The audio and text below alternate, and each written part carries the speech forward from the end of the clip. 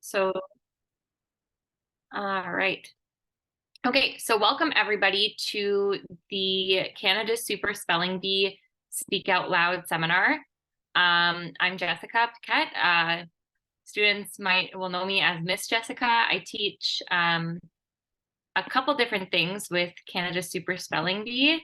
So I teach spelling bee classes. I've taught spelling bee classes from kindergarten to grade 8. I teach debate, and I also teach public speaking. And as you know, this seminar today is going to be about public speaking and about debate.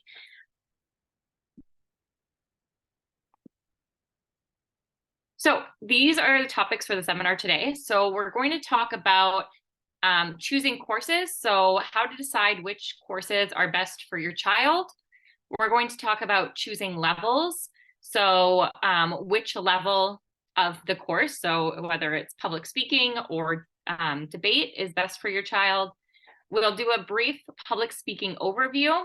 So it's going to be a brief summary of the topics that will be covered in public speaking courses. So some of the main skills, some lessons that I teach. Also, we will talk about what the end of semester assignment is. The debate overview is similar, so it'll be a brief overview of the topics that will be covered in debate courses. Again, nodding to the end of semester assignment because each class has one. We will then talk about the benefits of public speech and debate. So we'll talk about the long-term benefits of both. There's many overlaps there between public speaking and debate when it comes to child development and the pros to taking them. And then at the end, I save time to answer questions that you may have about public speaking and debate. I don't think I'll be able to monitor the chat as I go through just because I'm recording at the same time. But if you do want to put a question in the chat, I can always go back to it at the end as well. Okay. So we're going to start with choosing courses. I notice it's a little bit cut off here. Public speaking, it's a great precursor to debate. So if you're trying to decide between public speaking and debate for your child, the first thing that I would think about is, does my child have any experience in debate, or is this their kind of first experience? Public speaking is a great foundation for debate. So it helps prepare students for debate, and it's better for younger students and or students without debate experience. So the reason I say this is if you have a younger student or child who has done debating, maybe in school, maybe through a different CSSB course, or in your community, if they're younger but they've had the experience, debate might be right for them. But I would say younger or a student who's older without debate experience will probably do better in public speaking first, because a lot of the things that we cover in public speaking are a great foundation for succeeding in debate. Public speaking focuses on speaking with confidence, which is obviously very important when we do our debates. And it teaches students how to structure a speech. So some of the things that you would think about for structure: introduction, like an interesting body of the speech, and then a good conclusion. And while debate has other aspects, knowing that larger framework for speech is very helpful when they later come to debate. On the other hand, debate is best for older students or students who have had previous debate experience. So like I said, if your child is a little bit older, or if they've done things before that have kind of prepared them for debate, this would be a good place for them because they already have that foundation. Debate focuses on structuring arguments. So this includes main arguments, but also rebuttals and counter arguments. We also talk about how to rebuild arguments. So where public speaking is a general framework for learning how to speak well and confidently, debate definitely obviously has a focus on learning how to succeed in an argumentative style of discussion. Debate also teaches students how to support their viewpoints and how to support their arguments with credible evidence. So debate, when we're arguing things, we obviously want to back it up with good sources. And so one of the things that they learn is how to find good evidence for their debates. And then the other thing with debate that's important to note, that while both classes have homework, I would say that debate requires more out of classwork and more student initiative. This is another reason why I do think that it is best for older students, because it is a little bit of an extra workload to help so that they can feel prepared for the debates, because they would be responsible for creating their arguments or planning for rebuttals. Both do have homework, but I would say the debate homework is a little bit more intensive. Okay, so choosing levels. So if a course has various levels to choose from, these are kind of the three guidelines that I would suggest. The first thing is that you'd want to defer to the grade suggested. So I think for this semester, we have public speaking grade 3 to 5, and then debate 5 to 8. So again, it has the younger students starting with public speaking, and then debate being for the older grades. The next thing you would want to do, since if we're looking at both of these courses, the suggested grade ends at 5 for one and starts at 5 for another. So the way I would decide between the two is to consider the child's previous experience with the subject. So if your child has shown an interest in debate in school or outside in their own community, they might be ready for the debate class. But if this is a brand new world to them, they're just coming into it, probably public speaking is better. The last thing in choosing levels that I would consider is, if you're taking courses over multiple semesters, you would refer to the teacher's recommendation. So for myself, at the end of each semester, I fill out a report card to give a brief synopsis, a summary of your child's learning, the days they missed, how they're progressing, next steps. And in this, I would provide a suggestion. So if there's the opportunity to move up in levels and they're progressing with excellence, then that might be a good step for them. Yes, so that's choosing levels.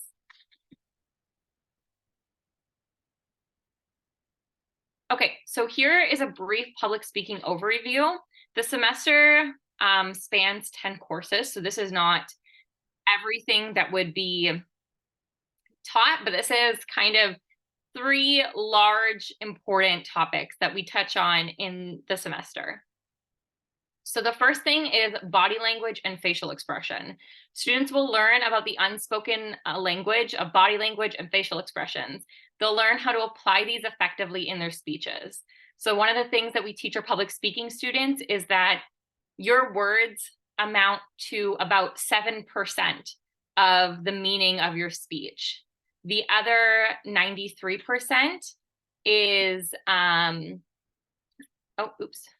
is through your facial expression and your body language. It has a communication of its own. So we talk about how to present yourself on stage, how to present yourself online as well, because we're doing an online course. And also presentations online, just like this one, are very common now. So we need to know how to present ourselves in these different contexts. The second thing we learn is how to structure a speech. So students will learn how to choose a public speech topic and then how to write an interesting speech. So topics can range from autobiographies, so personal speeches about themselves. They can be informative. Students can choose to talk about favorite sports, or historical, talking about different periods of time. We talk about different categories of speeches, and then how to best structure a speech depending on the category you choose. So obviously, if you're doing a historical speech on something that's happened in the past, you would like to do that in chronological order, from the events that happened first to the events that happened last. So this also includes, like I said before, introduction, body, and conclusion, which also is useful for students' application in their language courses in school. because they'll be learning that sort of thing as well. How to structure paragraphs, how to structure essays in the future. It is also an introduction to research. So research is done more thoroughly in debate, but I do try to sneak it into my public speaking classes as well, but just as a beginning understanding of research. So they'll learn the basics of research rules and techniques, and this is used in the class final project. So like I said, each of the classes have their own final project. For public speaking, at the end of the semester, students present a speech that is between 5 and 7 minutes on a topic of their choice.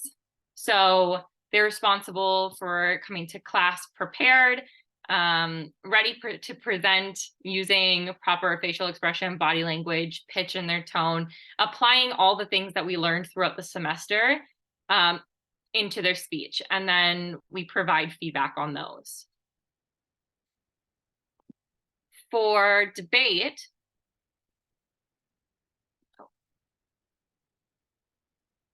about that. For debate, so one of the things students learn is how to structure a debate. So they're going to learn about the various, how to structure various parts of a debate. So debates come in forms of statements, rebuttals, counter arguments, rebuilding arguments. These are all different features of debate that students will have to learn how to structure. And they learn how to do this through something called road mapping and flagging, which is a structured technique that I teach my students in order to allow them to kind of map out visually what their speech will look like and how to show the audience and the judges what is going to be talked about. Students learn to understand data. So they're going to learn in depth about various types of evidences, how to find credible sources, and how to apply data to support a position. So I teach my students about the different kinds of evidences that can be used in debate. I teach them about different websites that are better than others, things they should avoid, like Wikipedia when they're looking for reputable sources. And then they put that into work at the end of the year with their end of term project, which I will discuss in a second. The last thing is debating terminology and forms. So students will learn crucial debate terminology and practice various forms of debate. They will use their knowledge in the end of semester project, like I said. So students will learn about what the terms affirmative and negative mean. What does rebuttal mean? How do you rebuild an argument? What is a POI? What is a heckle? They'll learn all these different debating terminologies and also different forms of debate. CSSB has their own debating structure that we use for our debates, but there are many other forms. British parliamentary is an example of one of the debate structures that I would teach in my class, and we practice them through in-class debates. The end of semester project for our debate students are the CSSB debates. So students in my class will participate in a debate against students in a different class on one of the topics that's chosen for the semester. An example of a topic that CSSB might choose for the summer semester, I had 2 debates with my students. One was that humans should be vegetarian, and then the other one was that technology will eventually stop progressing. So those are just 2 examples of debate topics they might have. So they'll get a position for the debate, affirmative or negative, and then they'll have to do the research to help prepare their arguments. And they work as a team to prepare. So that is debate, kind of in a brief summary. Okay, so I wanted to share this with you. 87% of speech and debate participants improve their analytical skills. This was something that was found through the Noah Webster Educational Foundation when thinking about the benefits of debate and public speech. So I wanted to talk to you a little bit about some of the benefits of public speaking and debate. The first is increased confidence. So students establish strong oral communication and presentation skills through both public speaking and debate. Critical thinking is something that debate really promotes. Debate creates an opportunity for students to think deeply about important topics. I always tell my students that when they're debating, although they have to argue for one side, one position, it doesn't mean they have to believe it. It basically offers students an opportunity to see multiple pieces of information and draw their own conclusions and to think deeply about these important topics. Both public speaking and debate, but I would say more so debate, promotes research skills. So like I said, with my younger students who are just coming into it in public speaking, we start with research, and debate is where we really amp it up. So all students are receiving research skills to learn how to research topics and find good information. And this is a skill that's going to help them throughout their own academic lives and their careers as well. I would say another benefit of these classes is camaraderie. So it offers students an opportunity to connect with like-minded peers. For debate, you're working in groups, you're working with your peers to come up with good arguments. And in public speaking, I would say it's a really positive environment, because I think a lot of students come into it with a little bit of stage fright, and they learn to support and uplift each other. The second to last is leadership skills. So students learn how to self-motivate and push themselves to achieve goals. You set them up with a goal like, give me a 5-minute speech, or prepare a 3-minute debate topic. And students push themselves to work hard towards that goal. Debate also teaches you how to be a team player, because you are working with a group of peers towards the same goal. And the last on this list, but certainly not the last overall, because I do think there are more, is that it promotes curiosity. So it teaches students to be inquisitive and ask why, and students seek to find further information through research, which I think being curious and always pushing to learn more is a very beneficial thing.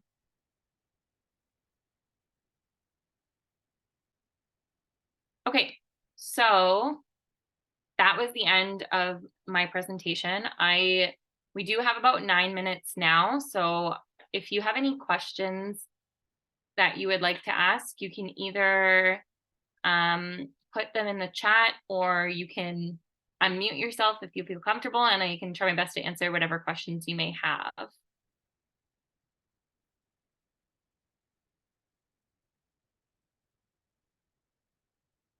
I will stop sharing.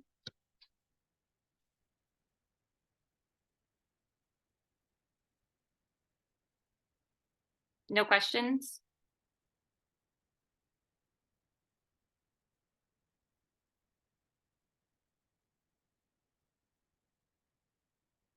Okay. If anything does come up, you're welcome to, oh, one sec, I do see a question. The debate classes, the fall semester starts, I believe, the 22nd. And the debate classes are, there's 2 different debate days. Let me just pull them up for you.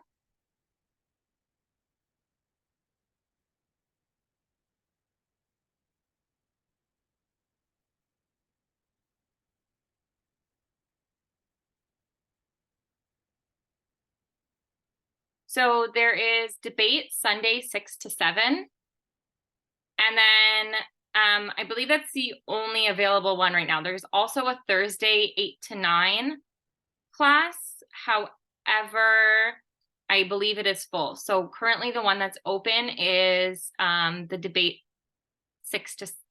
debate Sunday 6 to 7. And then for public speaking, if anybody's curious, public speaking is available Friday 8 to 9.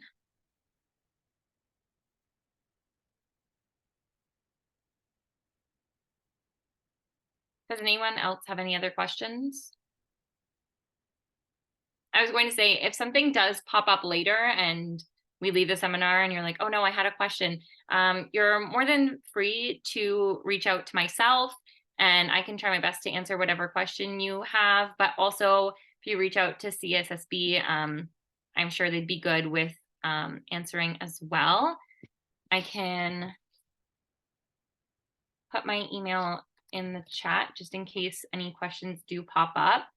I'd be happy to answer them for you. And I believe it'd probably be on the website as well. So that's my email in the chat. If you do end up having any questions about the courses, knowing if they're right for your child. But yes, I did, I think, yeah, talk extensively about it in the seminar. So,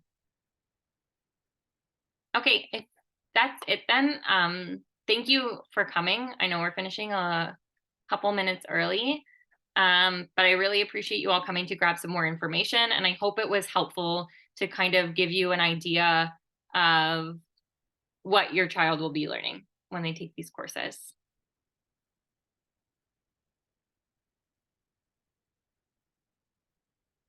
Bye, everyone. I hope you have a really good evening. If you do have a question, you can stay behind, but if not, you're welcome to go. I hope you have a good week.